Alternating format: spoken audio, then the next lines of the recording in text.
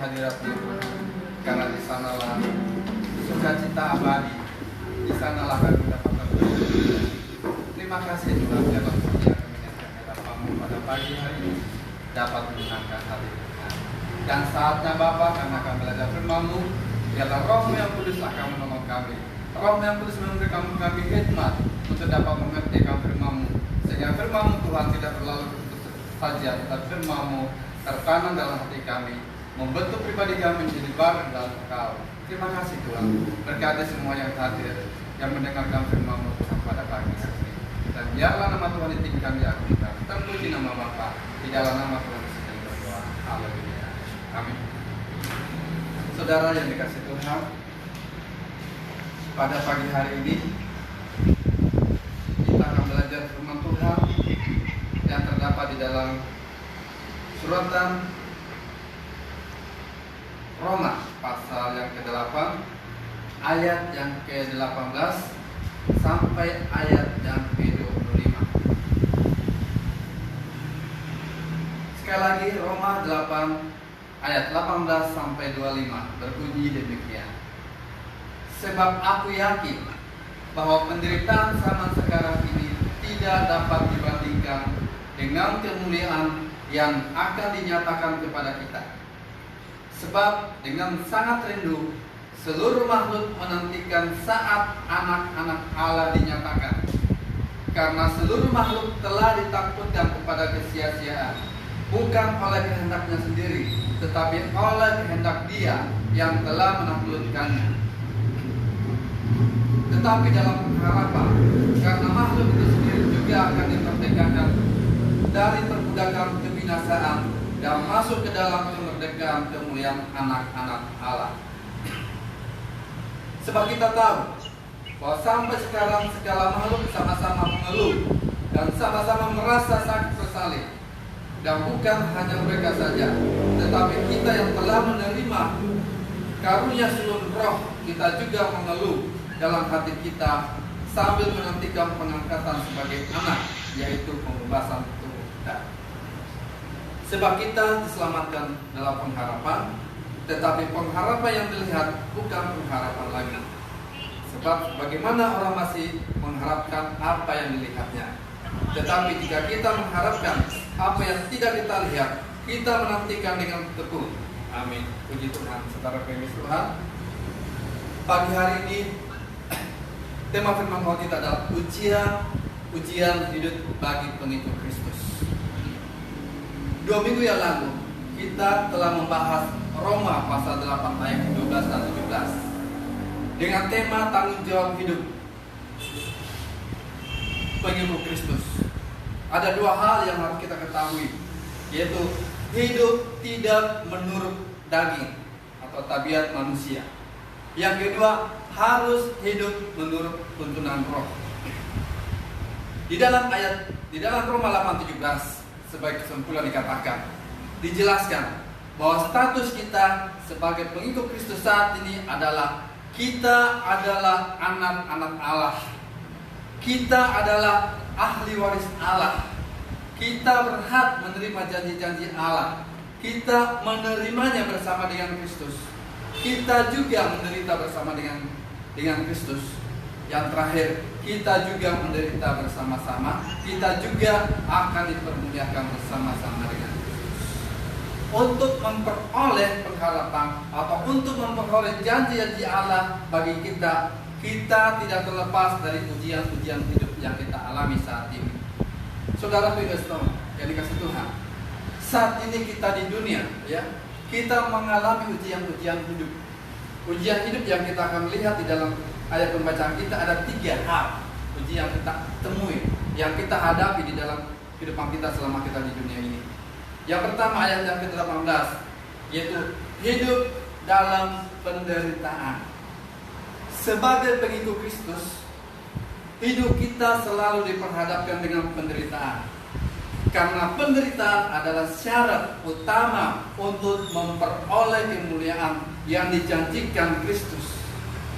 Di dalam ayat 18 menjelaskan dan menjamin pernyataan itu. Ayat 18, sebab aku yakin bahwa penderitaan sama sekarang ini tidak dapat dibandingkan dengan kemuliaan yang akan dinyatakan kepada kita. Oleh sebab itu, saudara pengemis Tuhan, sebagai contoh yang dapat kita lihat adalah Kristus. Kristus adalah Tuhan dan Juru Selamat kita, juga menderita sebagai anak Allah. Bahkan di dalam Matius pasal 16 ayat 21 mengatakan, Kristus menanggung banyak penderitaan. Kita sebagai pengikutnya, kita juga tidak luput dari penderitaan. Ingat kata Tuhan Yesus di dalam Yohanes pasal 16 ayat 33 mengatakan bahwa selama kamu di dunia kamu menderita, tetapi kuatkanlah hati, aku sudah mengalahkan dunia. Saudara pengemis Tuhan, kalau kita lihat kata Rasul Paulus di dalam 2 Korintus pasal 4 ayat 17, Rasul Paulus yakin dan memberi kesimpulan bahwa penderitaan sekarang ini tidak dapat dibandingkan dengan kemuliaan yang akan diberikan Tuhan kepada kita. Jadi ada kemuliaan yang tidak dapat dibandingkan dengan penderitaan kita. Penderitaan kita hanya sementara waktu, ya, dan ada kadaluarsanya.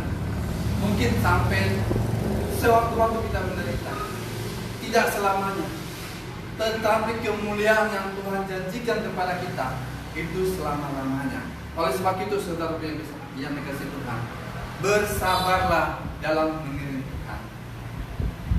Jadikan ujian ini sebagai motivasi kita untuk tetap bersabar menantikan Tuhan. Yang kedua, dikatakan, yaitu ujian yang kedua adalah hidup dalam penantian. Saudaraku dikasih Tuhan, ayat 18 mengatakan, sebab aku yakin bahwa penderitaan zaman sekarang ini tidak dapat dibandingkan dengan kemuliaan yang akan dinyatakan kepada kita. Akan dinyatakan kepada kita.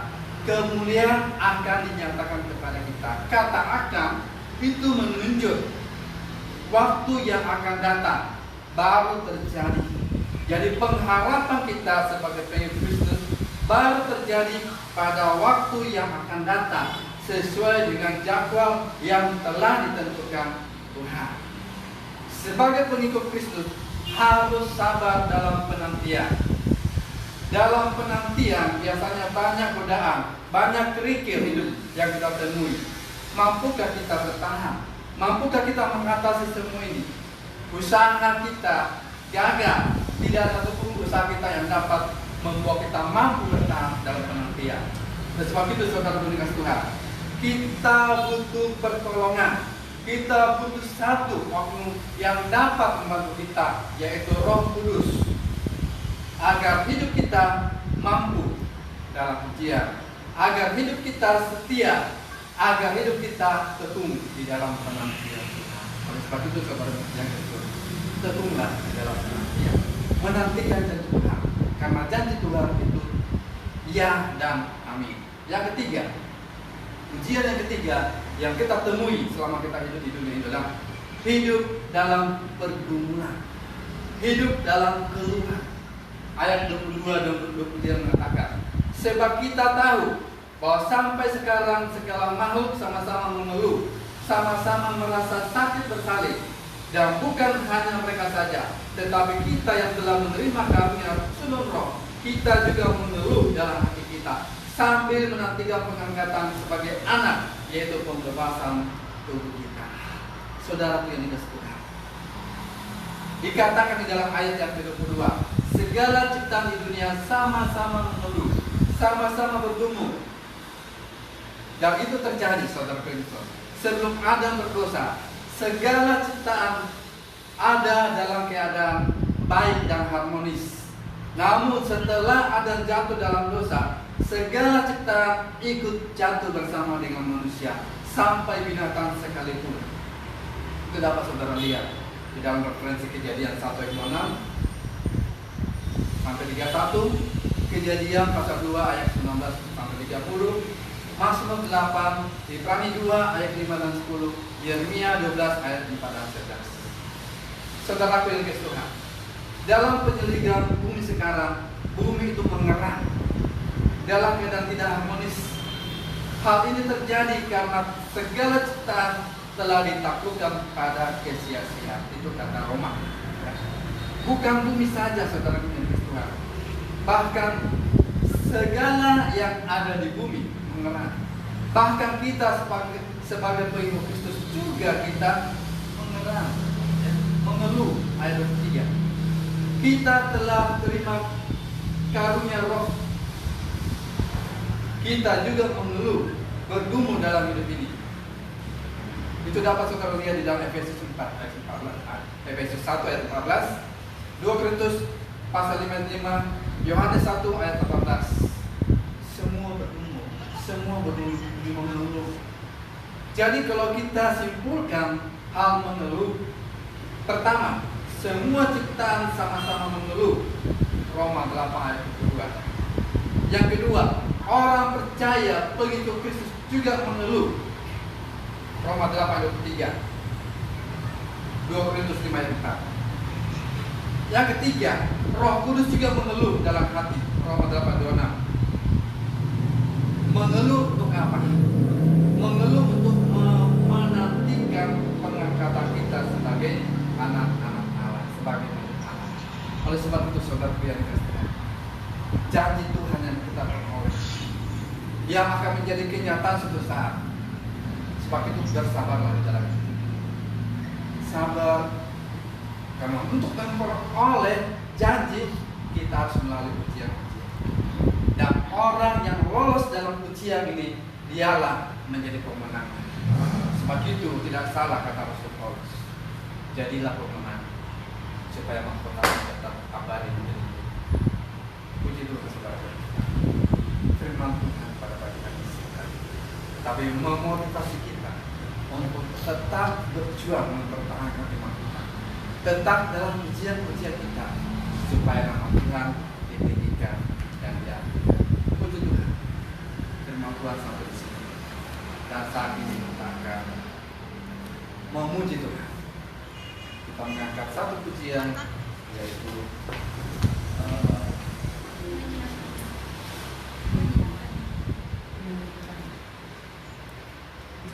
Tuhan, kita akan berdoa, yaitu menyenangkanmu.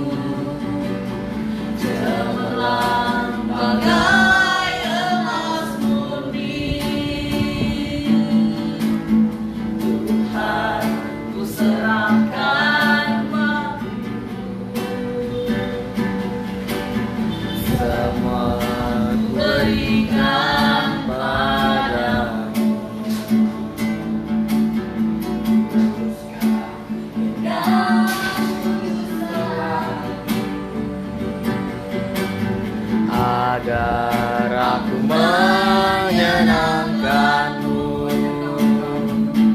menyenangkanmu, senangkanmu. Hanya itu kerinduanku, menyenangkanmu, senangkan hatimu. Hanya itu kerinduanmu. Tuhan, ku mau menyenangkanmu. Tuhan, bentuklah hati ini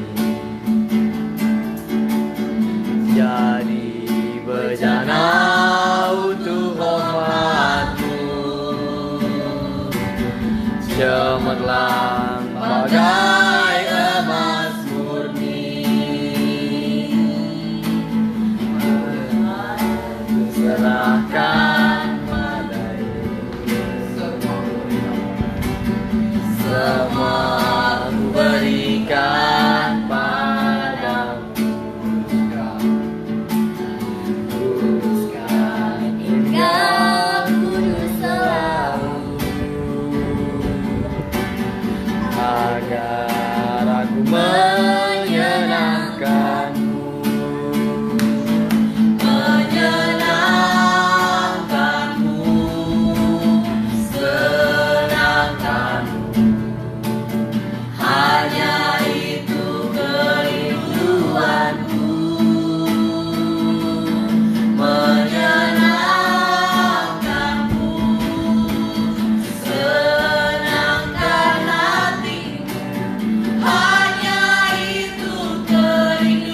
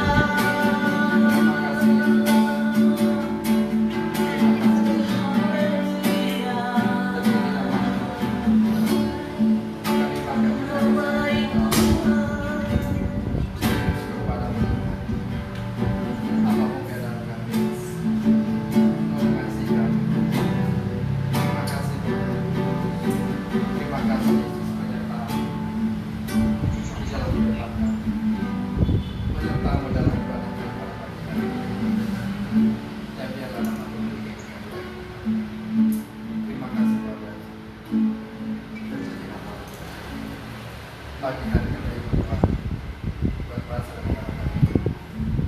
Kami serahkan bangsa kami Bapa. Kasihani bangsa kami. Kasihani pemimpin kami. Kasihani kota kami. Dan biarlah kota Sulawesi Selatan. Engkau berikan kasih karunia Bapa, sehingga masyarakat asli Kota Makassar bisa mendapat perlindungan. Terima kasih Tuhan, kasih Jepang dan Bapak. Terima kasih Colo, kabinetnya dan semua aparat. Berikan kepada Tuhan untuk menjalankan tugas mereka Bapak. Mampukan mereka dapat kerjasama yang baik.